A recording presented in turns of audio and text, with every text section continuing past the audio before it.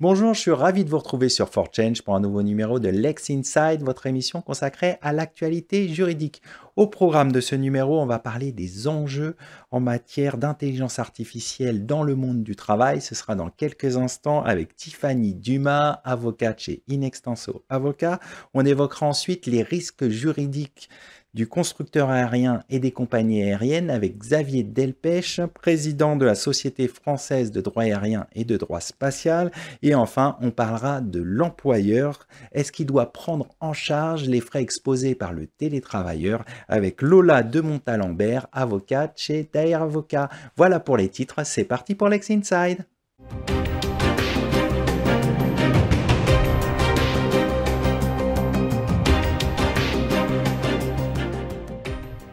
On commence tout de suite ce Lex Inside et on va parler comment l'IA impacte le monde du travail avec mon invité Tiffany Dumas, avocate chez Inextenso Avocat. Tiffany, bonjour. Bonjour Arnaud. Pour commencer, pouvez-vous nous expliquer comment l'IA impacte le monde du travail aujourd'hui? L'IA impacte le monde de manière différenciée. Soit elle va venir augmenter la capacité du salarié, soit elle va venir rationaliser en donnant un gain de temps à l'entreprise, ou bien parfois même elle va venir la substituer. Il y en a d'autres qui n'auront aucun impact par l'IA. En quoi l'intelligence artificielle est-elle une étape d'industrialisation du secteur tertiaire? Alors l'IA est un phénomène assez ancien qui naît de l'initiation de l'informatique des premiers ordinateurs. La différence, c'est qu'aujourd'hui, elle a pris un développement exponentiel grâce à la puissance des ordinateurs.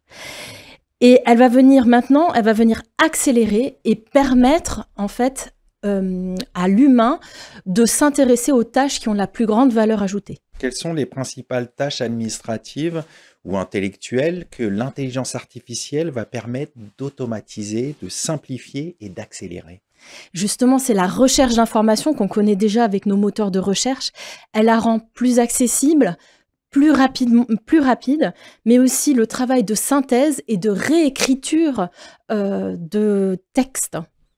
C'est là où l'intelligence artificielle apporte une véritable valeur ajoutée et un gain de temps pour tous les travaux administratifs. Alors pour les salariés, ça va supposer de s'adapter par rapport à l'intelligence artificielle. Quelles sont les compétences qui vont être impactées et quelles sont les compétences qui vont être nécessaires pour appréhender cette intelligence artificielle?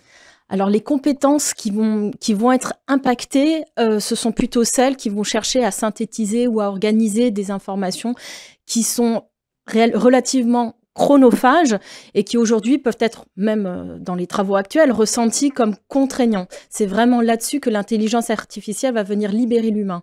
Elle va le libérer pour lui permettre de mieux sélectionner la qualité des données à la source, parce que c'est là où l'IA a son plus gros enjeu, mais aussi apprendre à adresser les instructions pour que on puisse obtenir les informations qu'on recherche. En fait, l'humain doit désormais savoir ce qu'il cherche et pouvoir analyser, donc savoir aussi ce qu'il attend comme réponse pour ensuite venir analyser et le contrôler si la réponse qui est donnée par l'IA est celle qu'il attend. Comment vous voyez l'évolution des métiers justement avec cette réorganisation entre guillemets des tâches et des compétences? Les métiers vont aller de plus en plus vers la spécialisation et la recherche d'innovation et de créativité.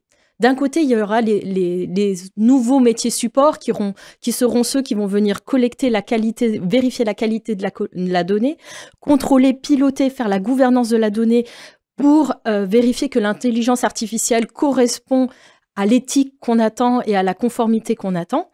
Et derrière, il y aura ceux qui vont être en charge de se projeter, de créer et d'innover grâce à l'aide de l'intelligence artificielle. En fait, c'est là où l'intelligence artificielle va rendre l'humain plus intelligent. Vous avez abordé la question de l'éthique. Quelles sont les principales questions éthiques qui sont générées par justement cette arrivée de l'intelligence artificielle? Alors l'éthique, elle est très complexe parce que l'intelligence artificielle est un phénomène mondial. Donc la question, c'est de savoir où est-ce que l'humain veut mettre son curseur au niveau de l'éthique. Donc chaque société a un curseur différent de son éthique. Maintenant, donc il y a une guerre véritablement géopolitique qu'on voit actuellement dans la régulation, dans les réglementations. On l'a vu avec le RGPD, on le voit avec le Data Governance Act et le IA Act, où l'Union européenne essaye de fixer en fait son point de vue sur le jeu mondial, le marché mondial du numérique. Mais la question, elle est aussi celle du marché, où on va sentir la balance, où le marché, qui est plutôt dominé par les grands acteurs américains, pose le curseur différemment. Et la question, c'est comment on peut renforcer l'égalité en fait des petits acteurs quand on a un marché qui est très dominé par les très très grands acteurs, et finalement une réglementation ressentie de manière contraignante et empêche en fait peut-être des petits acteurs de pouvoir accéder au même niveau en fait de régulation et de règles de droit finalement que les acteurs qui aujourd'hui peuvent utiliser l'intelligence artificielle. Pour terminer justement, quel serait le bon curseur, le bon niveau de régulation selon vous pour permettre justement aux petits acteurs d'être à égalité entre guillemets avec les gros? Alors aujourd'hui, je pense que la réglementation européenne existante, elle est suffisamment large pour qu'on puisse trouver un terrain d'entente et trouver un équilibre d'un point de vue juridique. Par contre, il y a un gros travail économique à réaliser, à savoir que aujourd'hui, si on veut vraiment que l'innovation soit accessible à tous et éviter cette fracture numérique qui existe entre les petites structures, les TPE, PME qui souhaitent elles aussi accéder à l'intelligence artificielle. Alors pas seulement dans le fait de la créer, mais aussi en tant qu'utilisateur. Il faut donner les moyens économiques pour faire monter en compétence ces petites structures, que ce soit des porteurs de projets de start-up ou des TPE, PME qui souhaitent l'utiliser, ou peut-être même des petites administrations, et pas seulement laisser la réglementation éthique, penser que, enfin la compliance ou la conformité, penser qu'elle va régler tous les problèmes. Donc pour moi, il y a besoin d'un équilibre au niveau du droit de la concurrence. On va conclure là-dessus. Merci d'être venu sur notre plateau. Merci beaucoup.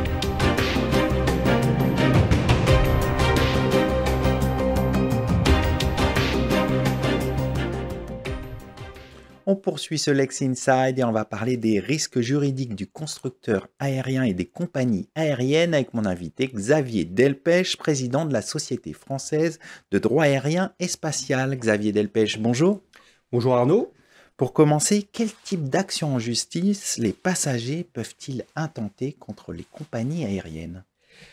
Alors, il y a essentiellement deux types d'actions que les passagers peuvent intenter contre les compagnies aériennes. Tout d'abord, une action en indemnisation, essentiellement pour annulation et retard de vol. Alors, il s'agit d'un contentieux sériel, un contentieux de masse, qui a une coloration fortement consumériste et qui est exercé, qui relève d'un règlement européen, le règlement 261/2004 du 11 février 2004, sur les droits des passagers aériens. Donc c'est une indemnisation forfaitaire qui est accordée en cas d'annulation ou de retard important de plus de 3 heures et dont le montant dépend du caractère intra- ou extra-communautaire du vol et puis de la distance du vol, 250, 400, 600 euros. Ça, c'est le premier volet. Le second volet, c'est une action en indemnisation, une action en responsabilité, tout simplement, pour perte, pour détérioration de bagages, pour accident également. Un accident, c'est la mort, la lésion corporelle lorsque l'accident s'est produit à bord de l'aéronef ou au cours des opérations d'embarquement ou de débarquement. Et là, le fondement juridique, c'est une convention internationale, la Convention de Montréal du 28 mai 1999. Alors, comme toutes les conventions internationales en matière de transport, le texte pose une présomption de responsabilité, mais en contrepartie, il plafonne le montant des dommages et intérêts qui peuvent être consentis à la victime. C'est quoi les plafonds ? Alors, c'est un petit peu compliqué parce qu'il y a en réalité un double plafond, mais pour faire simple, c'est exprimé en droits de tirage spéciaux, mais c'est de l'ordre de 120 000 euros. Quelles sont les obligations des compagnies aériennes envers les passagers en vertu de la réglementation actuelle ? Alors, il y a d'abord une obligation fondamentale, c'est l'obligation de sécurité. Évidemment, c'est Ça va de heureux. soi. Et on n'y échappe pas. D'ailleurs, c'est commun à tous les modes de transport et ça a été forgé de très longue date par la Cour de cassation depuis plus de 100 ans. Obligation d'acheminer le passager sain et sauf à destination. Et puis après cela, par des réglementations spécifiques en droit aérien, ça a été intégré dans la législation, aussi bien le droit interne, le droit communautaire que le droit international, notamment cette fameuse convention de Chicago de 1944. Donc ça, véritablement, l'obligation de sécurité, c'est le minimum intangible. Mais aujourd'hui, le passager réclame davantage. Je dirais ce qu'il réclame, c'est un transport de qualité. D'où un certain nombre d'obligations qui sont mises à la charge du transporteur et qui sont précisément contenues dans ce fameux règlement 261/2004 que j'évoquais à l'instant. Quelles sont ces obligations? Obligation de ponctualité, tout d'abord. Obligation d'information. Obligation de prise en charge également, qui revêt une coloration particulière lorsque les passagers sont des personnes handicapées ou à mobilité réduite, ce qui peut évidemment se comprendre. Alors, on a évoqué tout à l'heure les recours des passagers contre les compagnies aériennes. Quels sont les principaux contentieux en cours actuellement dans le domaine du transport aérien de passagers? Alors, c'est toujours ce règlement 261/2004 qui suscite l'essentiel du contentieux. Un contentieux qui d'ailleurs est souvent tranché par la Cour de justice de l'Union européenne parce que tout simplement les juridictions des États membres de l'Union questionnent la Cour par voie préjudicielle sur l'interprétation de ce règlement. Mais au sein de ce règlement, il y a une disposition particulière, je dirais, qui cristallise un peu les mécontentements des compagnies aériennes. C'est l'article 5, paragraphe 3, qui nous dit que la compagnie aérienne est dispensée de son obligation d'indemnisation en cas d'annulation ou de retard de vol, en cas de circonstances extraordinaires. Alors, les circonstances extraordinaires, très rapidement, c'est un peu, je dirais, la force majeure du droit aérien, et elles sont admises de manière très très stricte par la jurisprudence, mais c'est admis parfois. Par exemple, les questions climatiques, épisode de foudre, le volcan islandais qui a entraîné la fermeture de l'espace aérien, ou encore tout récemment, le fait que dans l'aéroport d'embarquement, il n'y avait pas suffisamment de personnel pour charger les bagages à bord de l'avion, ce qui a entraîné un retard important. Ce sont des circonstances extraordinaires. Mais inversement, la grève du personnel de la compagnie aérienne, ou ce qui crispe beaucoup les compagnies aériennes, un problème technique qui oblige l'avion à revenir au point de départ, ce n'est pas des circonstances extraordinaires, même si ça paraît un peu contradictoire avec l'obligation de sécurité. Bien sûr. Pour terminer, est-ce que les passagers ont un droit de recours contre les constructeurs aériens? Alors là, c'est une autre question. Je dirais que c'est possible. Ils peuvent éventuellement bénéficier d'un recours contre les constructeurs, voire contre les motoristes, je dirais, en cas d'accident qui a causé qui est imputable à l'aéronef lui-même et pas à la conduite de l'aéronef. Donc ce contentieux, en fait, il n'est pas du tout régi par le droit aérien parce que la Convention de Montréal que j'évoquais tout à l'heure est extrêmement claire.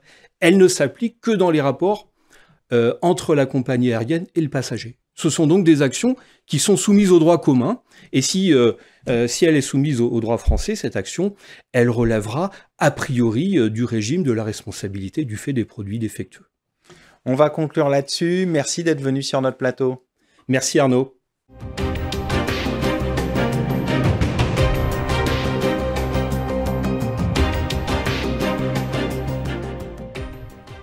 On continue ce Lex Inside. L'employeur doit-il prendre en charge les frais exposés par le télétravailleur? On en parle tout de suite avec mon invité, Lola de Montalembert, avocate chez Daher Avocat. Lola, bonjour. Bonjour Arnaud. Pour commencer, quelles sont les obligations de l'employeur envers le salarié en télétravail en ce qui concerne les frais et les indemnités? Alors, il y a plusieurs principes. Le premier principe, c'est qu'il y a une égalité de traitement entre le télétravailleur et le salarié qui est présent physiquement dans les locaux. Le deuxième principe, c'est que les frais qui sont exposés par le salarié, quel qu'il soit dans le cadre de l'exécution de ses missions, les frais professionnels, doivent être remboursés par l'employeur. Donc, un télétravailleur qui expose des frais doit normalement pouvoir être remboursé de ces frais-là. Ça peut être un ordinateur portable, un siège, ça peut même être une participation aux frais de son abonnement Internet. L'employeur doit en principe prendre ses frais en charge. Et ça peut aussi être, par exemple, un télétravailleur qui est à distance du lieu physique du travail. Si l'employeur lui demande de revenir dans les locaux pour une réunion, là aussi, il peut y avoir une prise en charge des frais de transport. Est-ce que l'employeur peut opter pour une prise en charge forfaitaire? Tout à fait. En fait, il y a deux options. Soit vous faites un remboursement, ce qu'on appelle au réel. Donc ça, c'est vraiment sur présentation des justificatifs d'achat. Soit vous faites une indemnité forfaitaire de prise en charge. Ça a le mérite d'être un petit peu plus simple d'un point de vue administratif. Ça évite de traiter ticket par ticket, salarié par salarié. Voilà, c'est une indemnité qui est forfaitaire, qui est globale. C'est un petit peu plus simple. Alors, comment sont traitées socialement les indemnités versées aux salariés en télétravail? Ça dépend pour quel mode de remboursement vous optez. Si vous optez pour le remboursement au réel, alors à ce moment-là, on va regarder vraiment en fonction des justificatifs et le montant va être exonéré de charges sociales et de contributions sociales. Si vous optez pour l'indemnité forfaitaire, il y a une tolérance administrative de l'URSSAF qui vous dit que pour 59,40 € par mois, c'est très précis. C'est très précis. Vous pouvez même le calculer par jour de télétravail par semaine, mais là je fais simple, si c'est par mois, c'est exonéré de charges et de cotisations sociales. C'est pour ça que je vous disais que c'est plus simple, parce qu'il y a cette tolérance administrative et que voilà, c'est plus simple de le faire comme ça. S'agissant des tickets restaurants, est-ce qu'un salarié en télétravail a droit aux tickets restaurants? Alors ça, c'est un vaste sujet, Arnaud, puisque ça n'est pas tranché. C'est pas encadré? Si, alors, ce que je peux vous dire, c'est que l'URSSAF et l'administration considèrent que le télétravailleur peut bénéficier des tickets restaurants. En revanche, la jurisprudence n'est pas tranchée. Côté Paris, le tribunal judiciaire et la cour d'appel de Paris ont tendance à considérer que oui, ils ont droit, ils peuvent bénéficier des tickets restaurants. Côté Nanterre, on a plutôt tendance à considérer que non, puisqu'il y a une différence objective de situation entre un télétravailleur et un salarié qui est présent dans les locaux. Donc, c'est pas un sujet qui est tout à fait tranché. À suivre. À suivre, exactement. Pour terminer, qu'est-ce que l'indemnité d'occupation de logement dans le cadre du télétravail? Alors, l'indemnité d'occupation, c'est une création de la jurisprudence. En fait, c'est lorsque le télétravail n'est pas le choix du salarié. Lorsqu'en fait, l'employeur ne met pas du tout à disposition du salarié des locaux et qu'il est obligé de télétravailler chez lui, la jurisprudence considère qu'il y a un préjudice qui en découle et qu'il faut verser une indemnité à cet égard. Alors, elle est fixée par personne, ni l'URSSAF ni la jurisprudence, c'est vraiment du cas par cas. Parce que évidemment, un salarié qui a des enfants en bas âge à la maison versus un salarié qui est tout seul avec un espace dédié chez lui n'a pas le même préjudice à ce titre-là. Il y a assez peu de jurisprudence sur le sujet, mais il y en a deux qui illustrent un peu ce montant-là. Par exemple, la Cour de cassation en 2020 a considéré que pour des visiteurs médicaux qui étaient obligés de stocker du matériel chez eux, une indemnité forfaitaire de 90 € par mois réparait ce préjudice-là. Et un autre exemple que je peux vous donner, c'est un salarié qui devait stocker dans son garage. Donc là, il avait un espace, entre guillemets, qui pouvait être dédié au stockage des colis dans le cadre de ses missions. La jurisprudence, c'est la Cour d'appel de Dijon, a considéré que 30 € par mois réparait le préjudice qui était lié à cela. Mais voilà, c'est vraiment une indemnité qui répare un préjudice qui n'est pas le choix du salarié. C'est vraiment très spécifique. On va conclure là-dessus. Merci d'être venu sur notre plateau. Merci à vous, Arnaud. Merci à toutes et à tous pour votre fidélité. Quant à moi, je vous retrouve très bientôt sur 4Change pour un nouveau numéro de Lex Inside.